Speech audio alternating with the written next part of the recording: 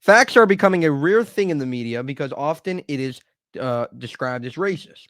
If you say the truth, you're considered insensitive. If you recognize patterns, you are considered bigoted.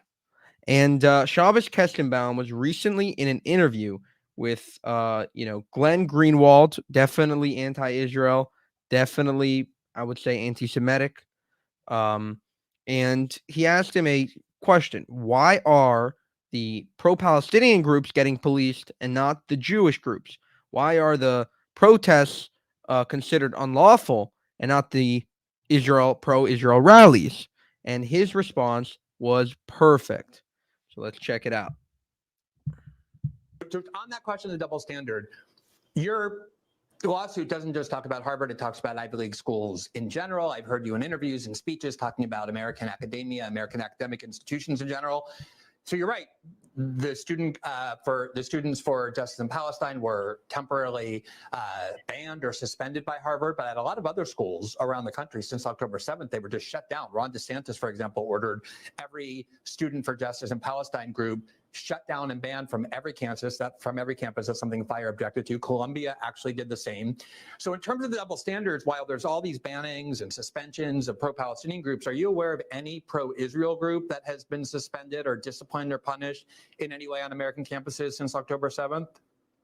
Sure. I mean, I'll answer the question with a question. Are you aware of any pro-Israel group that has called for the ethnic genocide of Muslims, that have blocked the entrances of libraries, that have protested inside of classrooms, that have disrupted classrooms, that have targeted the Muslim Student Association with swastikas? The answer is no, of course not.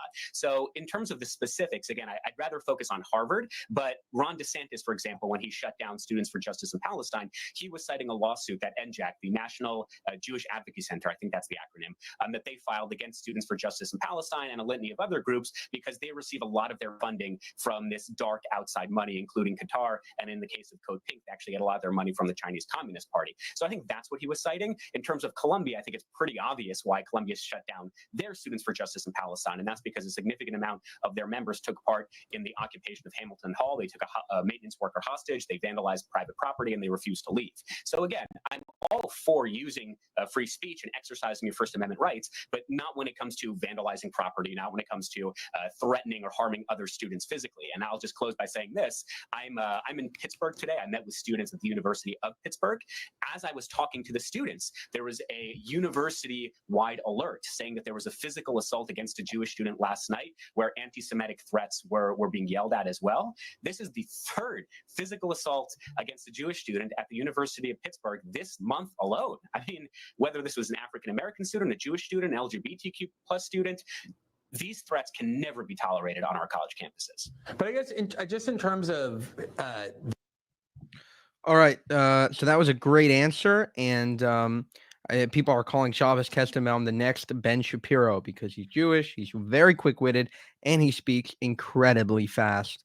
Anyone that watches Ben Shapiro would know that.